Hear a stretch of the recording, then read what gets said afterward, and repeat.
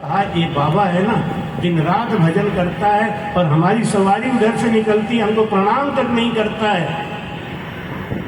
पता नहीं क्या साधना करता है, ऐसे बैठा हुआ है। विश्या को बोला कि अगर तू इसका साधना छुड़ा दे, जितना कहेगी उतना इनाम देंगे। विश्या भाई बोली तो 2 मिनट का काम है, मुझे जाने तो मैं भी लेके आती हूँ बाबा। वो गई, उसने जाके बाबा को हिलाया, बाबा मैं तेरे पास कुछ काम से आई हूं।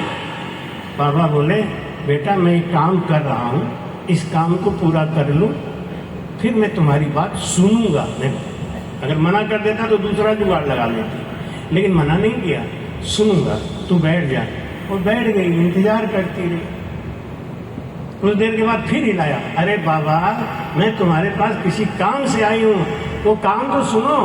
तो मेरा बेटा तुमसे बड़ा काम मैं कर रहा हूं, ये काम मेरा पूरा हो जाए तो तेरी बात सुनता हूँ। वेश्या बाई ने सोचा पता नहीं ये बाबा कौन सा काम कर रहा है, एक बार मैं भी करके देखती हूँ ये कौन सा काम कर रहा है। तो बाबा का ध्यान से मुंह देखे तो बाबा क्या करे,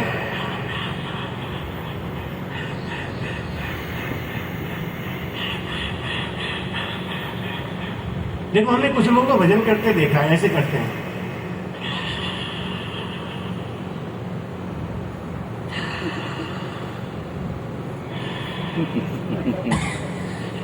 मुझे नहीं पता क्यों करते हैं ऐसा, लेकिन ये ठीक नहीं है।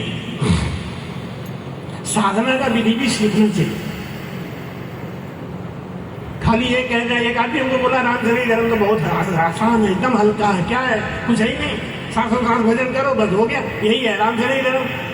किया तो नहीं, करके देखा कि नहीं। दुनिया का सबसे कठिन काम है सांसों सांसों भजन करना। और सकल विध से लियो साधो भक्ति का काम करारा हो, भक्ति का काम करारा हो। सकल विध से ली साधो भक्ति का काम करारा। विश्या बाई साधु बाबा का मुंह देखें और बाबा कैसे कैसे कर रहे हैं उसका नकल किया, और नकल करते करते वेश्या बाई ने भी ऐसे शुरू कर दिया।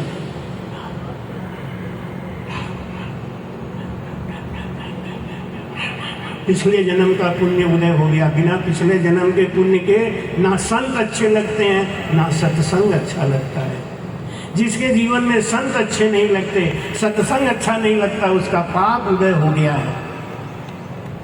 जिसको संत कहते, संता से अड़वी करे झगड़े सन्मुख आए, इन गुण से सुखराम गए जत्तर भक्ति। संत हमें तभी प्यारे लगते हैं, सत्संग तभी प्यारा लगता है जब हमारे पिछले पुण्य हो। वेश्या बाई का पुण्य उदय हुआ और झट उसका ध्यान लग गया, सुरती शब्द का योग हो गया। बाबा के कान में धुनी आने लगी, बाबा समझ गए बाई जी का तो भजन लग गया। बाबा ने अपना ध्यान तोड़ के कहा बेटा अब मेरा काम पूर्ण हो गया, अब तू बता तेरा काम क्या है। बाई बोली मेरा काम अब शुरू हो गया, अब तू अपना काम करो चाहे मत। रटना ठाकी त्रिकुटी भंवर गुफा के घाट, बारी लग सुखराम के धन धुन चाली सुख बाट। त्रिकुटी में मुख 3 सूं, हंसो चरो न जाए, चारों सो सुख राम कहे, क्यों एक भोजन खाए। बोलो राम। त्रिकुटी में मुख 3 मुख कौन, 2 आंख और 1 नाक। महाराज जी कहते हैं चौथा कौन, ये मुख। ये सब अपने अपने स्वाद भूल गए। इनका आहार क्या है, नाक का आहार क्या है, सुगंधी। आंख का आहार क्या है, रूप, नहीं।